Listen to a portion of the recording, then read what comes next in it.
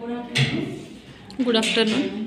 तर मुलांनो, आपल्या मानवाला विविध समस्या जाणवतात, बरोबर आहे. माणूस हा काय आहे? माणूस हा सर्वांगीण विकास करणारा सुद्धा माणूस आहे, बरोबर आहे. त्याचप्रमाणे त्याला वेगवेगळ्या समस्यांना पण सामोरे जावे लागते. तर विविध आजार हे माणसाला काय आहे, मोठी समस्या आता जाणवत आहे. तर हे आजार जे आहेत हे विविध प्रकारचे. तर कोणकोणते आजार आहे सांगा बरं.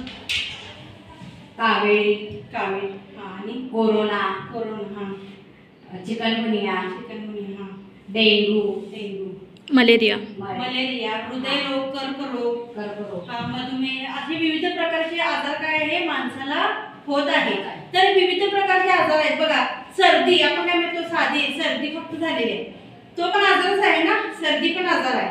कुणाला काय सर्दी झालेली नाही आहे. आता गट करायचं पण विद्यार्थी काय आपण कमी आहे, त्यामुळे आपण फक्त संवाद साधूया की सर्दी आपण गृहीत धरूया की एखादा सर्दी झालेली आहे, एखादा सर्दी झालेली नाही, फक्त त्याला थोडं मानसिक तणाव आहे.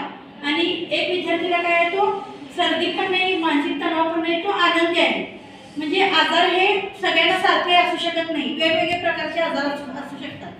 तर कुणाला सर्दी कशामुळे होते, कुणाला थंड पाणी किंवा हवा दूषित हवा त्यामुळे पण सर्दी होऊ शकते. आणि तणाव हा मानसिक तणाव जो असतो तो वातावरणामुळे किंवा आपल्या घरातील समस्या किंवा बाहेरील सामाजिक समस्या असेल त्यामुळे पण मानसिक तणाव हा मानवाला येतो. तर विविध प्रकारचे जे आजार आहेत त्यावर आपल्याला उपाय म्हणून आपण काय करू शकतो. गरम पाणी आणि थंडीच्या ह्याच्यात म्हणजे गरम राहू, कपडे गरम घालून व्यायाम पण करू शकतो. वेगवेगळे आहार बरोबर. तर आहार, तर आपल्या रोजच्या जेवणामध्ये आपला आहार कसा पाहिजे, कच्च्या भाज्या पाहिजे. त्याचप्रमाणे आपण घरगुती जे अन्न बनवतो है नाही, कच्च्या भाज्या, त्याचप्रमाणे कडधान्य, त्यानंतर प्रथिने, तेलकट पदार्थ, असे विविध प्रकारचे आपण पदार्थ काय करतो आपल्या रोजच्या आपल्या आहारामध्ये आपण घेतो. त्याचप्रमाणे आपल्याला आहार सुद्धा महत्वाचा आहे आणि आपल्याला जेवण सुद्धा आहार सुद्धा आणि झोप सुद्धा महत्वाची आहे. कारण माणसाला जर झोप असेल, त्याची झोप झाली तरच तो व्यवस्थित म्हणजे दिवसभर जर त्याचं काय म्हणजे जीवनक्रम आहे ते व्यवस्थित सुरळीत चालू शकतो. तर बघा, आपल्याला व्यायाम सुद्धा तेवढंच महत्वाचं आहे ना. व्यायाम करण्यासाठी आपल्याला योगा पण करू शकतो किंवा आपण चालत जाऊन आपण म्हणजे 1 तास किंवा अर्धा तास आपण चालत जाऊन सुद्धा आपल्या शरीर आपण तंदुरुस्त ठेवू शकतो, हे की नाही. तर अशा प्रकारे आपण काय करू शकतो, आपला आरोग्य हा म्हणजे व्यवस्थित आपण ठेवू शकतो.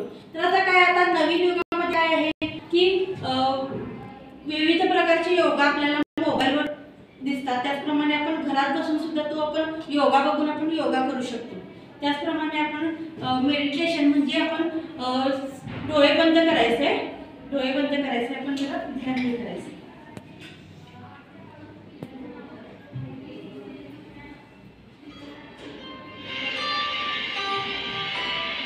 डोळे बंद करायचे.